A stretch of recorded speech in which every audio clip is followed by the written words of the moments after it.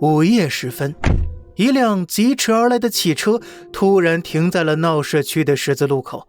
一个男人不服蹒跚地走下了车，他浑身是血，声嘶力竭地大喊着，请求路人帮他报警。究竟是什么经历让他以这种方式出现？事情还要从1999年8月17日的傍晚说起。在美丽的巴哈马海滩上，伴着落日的余晖，一对年轻的男女相拥在一起。这一刻，他们成为了夫妻。新娘名叫艾普尔·巴伯，她出生于美国的一个普通家庭。17岁时，母亲便因癌症去世了，父亲从此一蹶不振，还染上了毒瘾，整天浑浑噩噩，不干正事儿。家里头还有一个9岁的妹妹和年仅1岁的弟弟。作为大姐的艾普尔不得不承担起了照顾弟弟妹妹的责任。她不仅要一边上学一边打工挣钱补贴家用，还要负责准备家人的1日3餐。还在读高中的艾普尔被这突如其来的变故压得喘不过气来，但是她却毫无怨言。毕业之后，艾普尔辍学了数年，专职照顾家人，一直到弟弟妹妹有了一定的自理能力，他终于获得了喘息的时间。母亲的死使他念念不忘，同时也是为了追求美好的未来，已经23岁的艾普尔选择了进入医学院深造，攻读癌症相关的专业。在大学里，艾普尔加入了一个叫做 KD 的姐妹会，在那里她如获新生。一名姐妹会成员曾这样描述她：她是那种又漂亮又大方的女孩，男生站在她旁边都不敢直视她的眼睛。艾普尔大受欢迎，她热情开朗的性格使得很快便成为了这个大家庭的一份子。不仅如此，她的世界将很快迎来另一道新的曙光。在一场大学联谊会上，艾普尔遇到了自己的如意郎君贾斯汀。贾斯汀是一名俄克拉玛大学工商管理硕士学院的高材生，与那些稚嫩的小男生并不一样。贾斯汀成熟自信，他直视艾普尔的眼睛，与他侃侃而谈，言语中带着睿智又不失幽默的味道。这一点呢，深深地吸引了艾普尔。两人很快展开了热恋，他们郎才女貌，如胶似漆，简直是羡煞旁人呢。不久之后，贾斯汀就带着艾普尔去见了自己的父母，母亲琳达对这个未来的儿媳赞不绝口。于是在恋爱仅仅10个月后，两人便举行了婚礼。不过呀，一些姐妹会的闺蜜为她感到担忧，认为这场婚礼有点操之过急了，两人还没有完全了解对方呢。但是看到艾普尔脸上快乐的笑容，大家都把话吞到了肚子里，纷纷的为他献上了祝福。度完蜜月后，夫妻俩来到了乔治亚州工作，并把艾普尔的弟弟妹妹接到了身边抚养。对贾斯汀来说，本来应是甜蜜的2人生活，却多了2个陌生的孩子，这并不是他想要的。但是呢，他也任劳任怨，和2个孩子相处得十分融洽。然而啊，两人都是初入社会，经济能力还有待提升，也没有什么带孩子的经验，所以这个新组成的4口之家并不是想象中的那样和谐，成员之间一度关系紧张。2年后，夫妻2人的事业逐步进入正轨，在当地医院从事放射科工作的艾普尔得到了晋升的机会，而此时作为商务经理的贾斯汀则被调往佛罗里达州任职，两地呢相距约3小时车程。为了前途，他们不得不分隔两地，只能在周末见面。日子就这样辛苦但充实地过着。然而谁也没想到的是，一场突如其来的灾难很快让这对前程似锦的夫妻阴阳两隔。2002年8月17日，这一天是两人的结婚纪念日。艾普尔和贾斯汀在佛罗里达州杰克森维尔市见了面，准备度过浪漫的一天。可偏偏就在这天晚上，一场血光之灾降临了。这天深夜，佛罗里达州圣约翰县警局接到了一通报警电话。一位好心的路人在电话里称，他在十字路口遇到了一名男子的求救，看起来身上有枪伤，于是他帮忙拨打了报警电话。救护车和警员很快抵达了现场，而这名受伤的男子正是贾斯汀。他当时神志清醒，被抬上救护车前，他向执法人员告知了艾普尔的遭遇，请求他们前去营救妻子。随后贾斯汀被送往医院急救。经过医生的检查，贾斯汀全身共有4处枪伤，不过万幸的是，4颗子弹均没有击中要害，它们全部从贾斯汀的器官和骨骼之间穿过，只需要简单的休养，贾斯汀便可以康复出院了。在另一边，警方当天晚上在海边找到了艾普尔，他就躺在沙滩入口处的木板路上，全身都被冰冷的海水浸湿，面部有一道深深的弹孔，已经停止了呼吸。法医当场宣布了艾普尔的死亡。案发后，霍华德·科尔警官被指派为本案的调查员之一，他立刻飞奔前往医院，取得了贾斯汀的口供。根据贾斯汀的描述，事情是这样的：因为这天是结婚纪念日，他们先在一家高档餐厅享用了晚餐，接着去酒吧打了桌球。酒足饭饱之后，两人意犹未尽地来到了之前经常光顾的海边散步。艾普尔像婚礼当天一样脱下了鞋子，海水冲刷着两人的双脚，他们手牵手漫步在海岸线上，逐渐忘记了时间。不知不觉，周围已经一片漆黑。这时候，一个彪形大汉突然从黑暗中窜了出来，这人大吼一声，并拿出手枪指着他们。但由于事情发生的太突然了，贾斯汀没能回过神来，所以他并不记得大汉当时说了什么，只记得对方是个白人，体型比自己更高更壮，头上戴着一顶深色的棒球帽，帽子上有个大大的 logo。 然后他意识到这是遇到了拦路抢劫了。为了保护妻子，贾斯汀冲了上去，与歹徒扭打在一起。骚乱中，他听见了几声枪响，然后就两眼一黑，不省人事了。不知过了多久，贾斯汀从沙滩上醒了过来，可是身边却空无一物。于是他立刻喊着艾普尔的名字，开始发了疯似的到处寻找妻子。最后在前方不远处找到了躺在海水里一动不动的艾普尔。因为没有携带手机，他只能双手托着艾普尔的身体前往马路上寻求帮助。在这个过程中，他感觉到妻子可能已经死了。当他把艾普尔带到马路边的木板路上时，他猛然觉察到身体使不上力气，这才发现自己已经身中数枪，所以他不得不把艾普尔留在原地，独自一人去马路上挥舞双手求援。然而一连几辆汽车都飞驰而过，无视了他的求助，所以他只能哆嗦着找到了自己的汽车，开车去城里寻求帮助。他一路飞驰，最后在人流密集的十字路口停了下来，然后下车找到了一名好心的路人，替他报了警。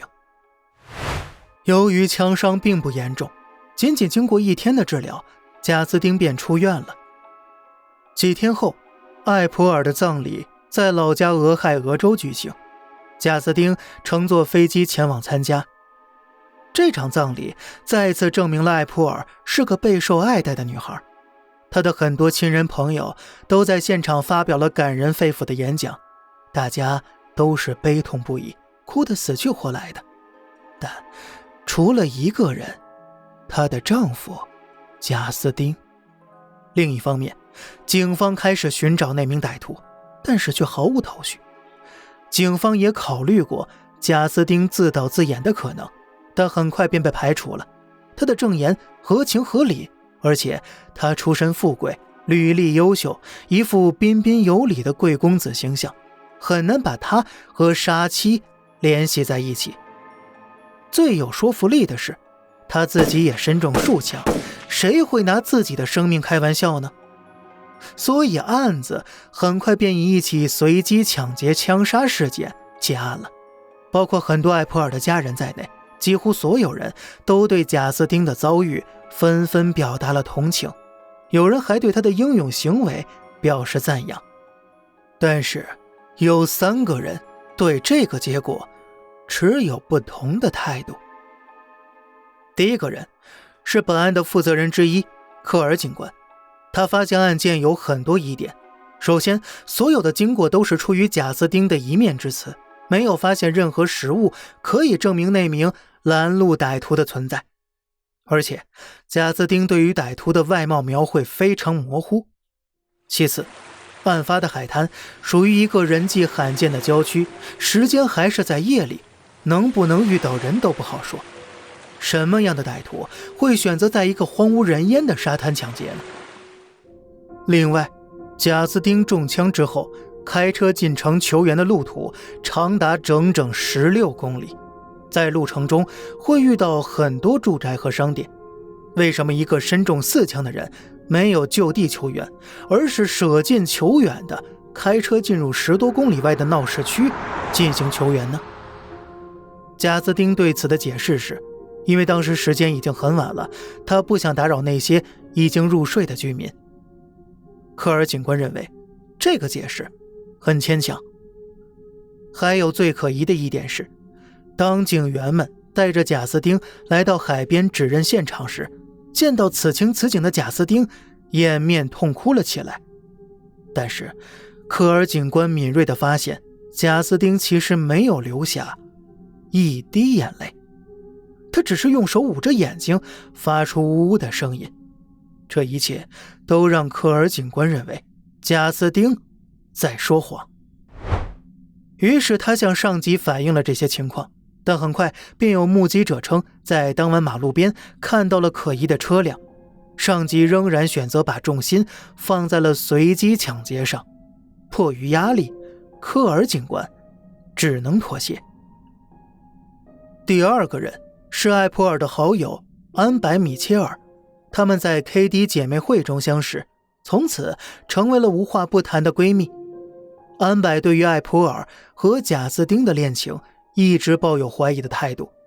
艾普尔曾告诉安柏，有一次贾斯汀与艾普尔的妹妹发生了一次争吵，他妹妹一气之下跑回了老家的亲戚处居住，紧接着7岁的弟弟也跟着跑了回去。这让贾斯汀勃然大怒，气得在家里摔东西。安柏和艾普尔都感到疑惑，2个孩子并非贾斯汀的亲人，对于贾斯汀来说，丢掉了2个包袱的他应该高兴才对呀。而他这么生气的原因只有一个，因为他很爱面子，这件事损害了他作为一个模范姐夫的形象。艾普尔还告诉过他，贾斯汀很在意自己在别人眼中的形象，几乎达到了病态的程度。他有一条高中时期保留下来的牛仔裤，每个月他都会定时穿上这条裤子，站在镜子前打量自己，观察是否保持了体型。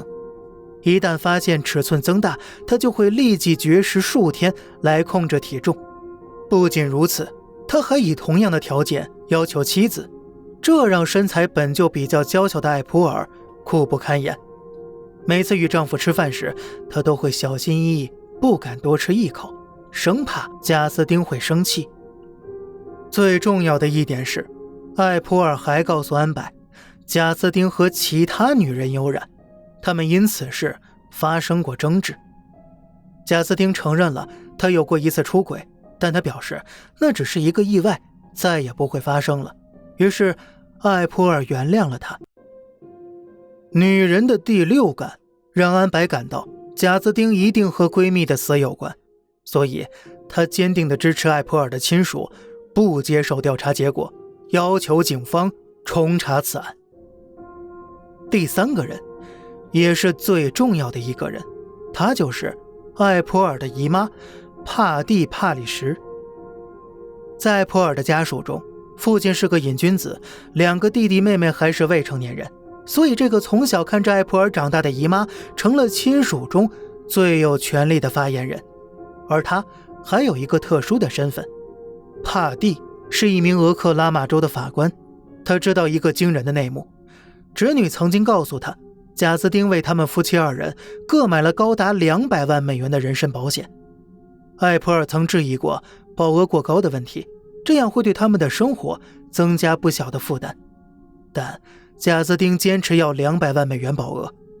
更可怕的是，贾斯汀目前因为股票的亏损和各种高消费已经负债5万美元。帕蒂法官有着几十年的从业经验，在了解案件中的种种疑点后，他认定侄女一定是被贾斯汀精心算计害死的。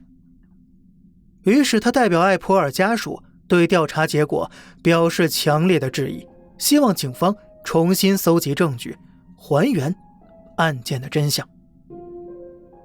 然而不论贾斯汀的嫌疑有多大，此案仍属于一个死无对证的情况，没有任何证据可以证明贾斯汀策划了整起事件，或者和艾普尔的死有直接关系。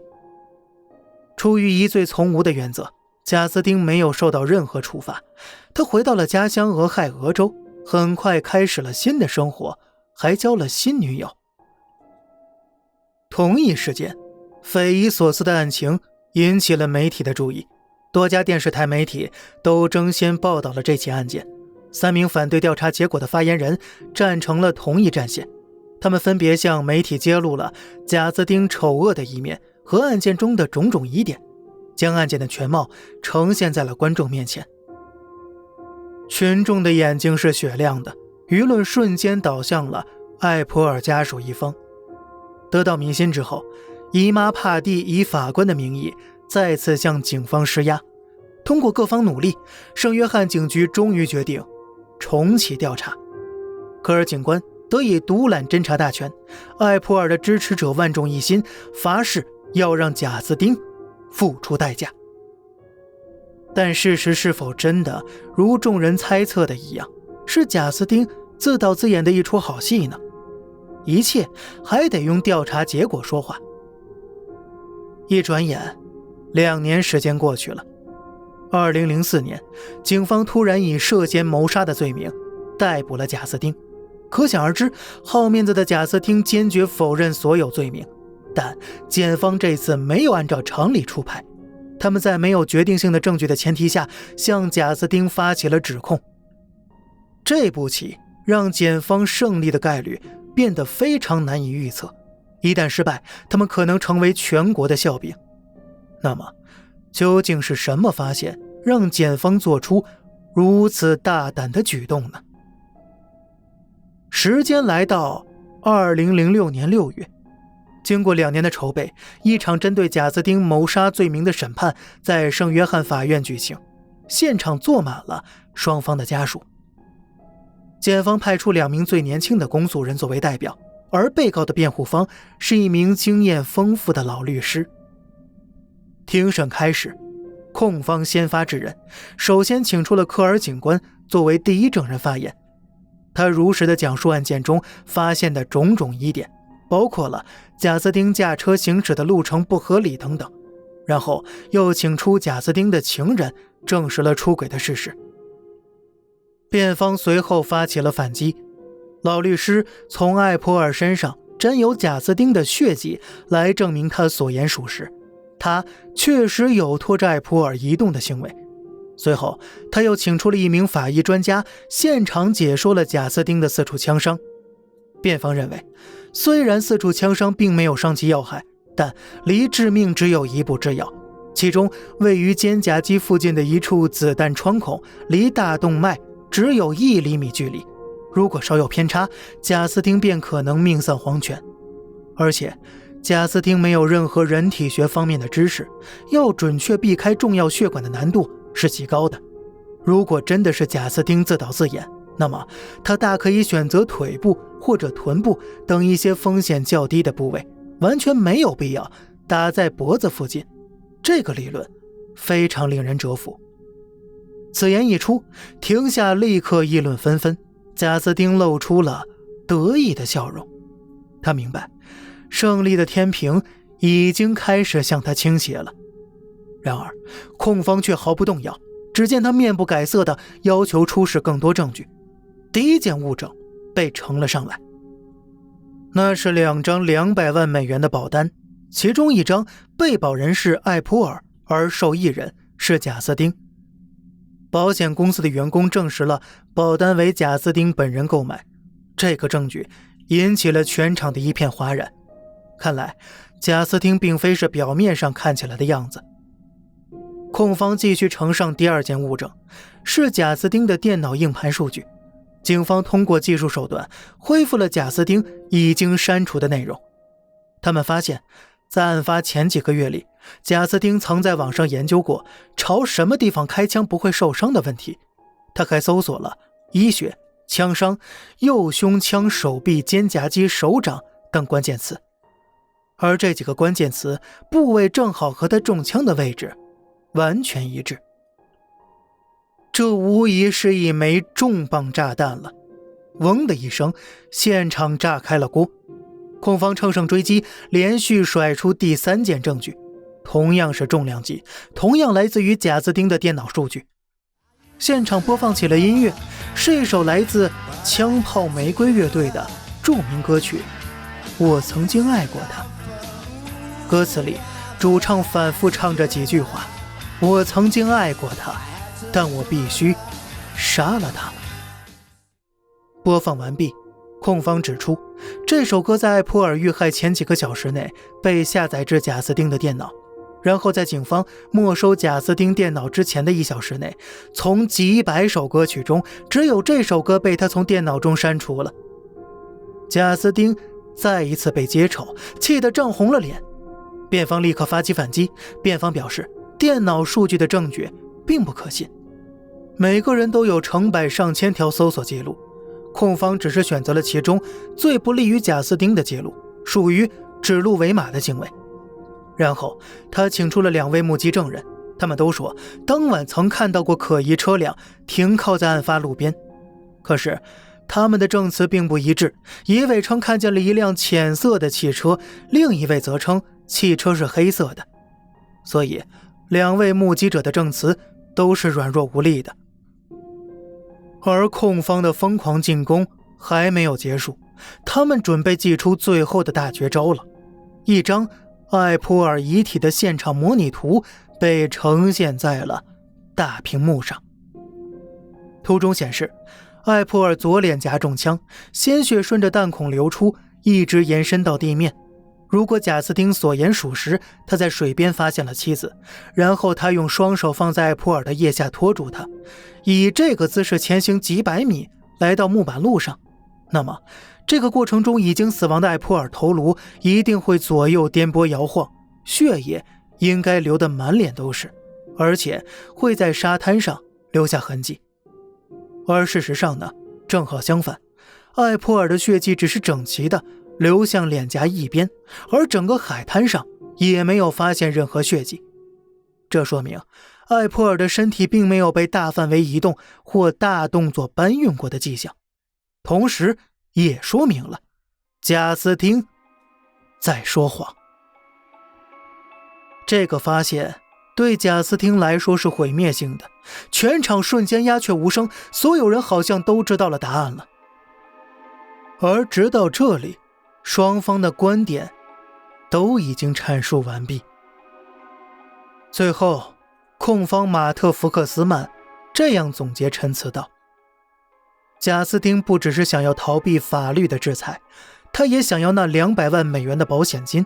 他还想要大家对受害者的同情，并且他还想被人们视为一个英勇救妻的英雄，这根本就是贪得无厌。事实上，以上辩论只是冰山一角，真实的庭审持续了整整1个星期。庭审结束后，陪审团迟迟不能达成一致，所有关心这场官司的人都急得像热锅上的蚂蚁。1天过去了，2天过去了，直到第4天下午，在没有任何直接证据的前提下，12名陪审团员一致通过，达成判决。被告贾斯汀·巴伯1级蓄意谋杀罪名成立，建议判处死刑。听到这个消息，现场所有的艾普尔支持者都流下了释怀的眼泪，只剩下呆若木鸡的贾斯汀和他的父母。他们都不敢相信眼前的事实，但是法官没有采用陪审团的判罚建议，最终贾斯汀被判处终身监禁，且不得假释。直到今天，已经身陷囹圄的贾斯汀依然坚称自己是清白的，他表示将会持续上诉，直到无罪释放。案发的那天，艾普尔主动开了3个小时的车，来到贾斯汀的工作地点，与她挚爱的丈夫见面，没想到却是迎来了自己生命的终点。她美丽、勤劳、善良，还颇有文化。俗话说得此良妻，夫复何求，而贾斯汀却把这一切都当作理所当然。他是个典型的 lucky bastard。 今天如果还用个英文单词形容他，那么可以把 lucky 去掉，只剩下 bastard 了。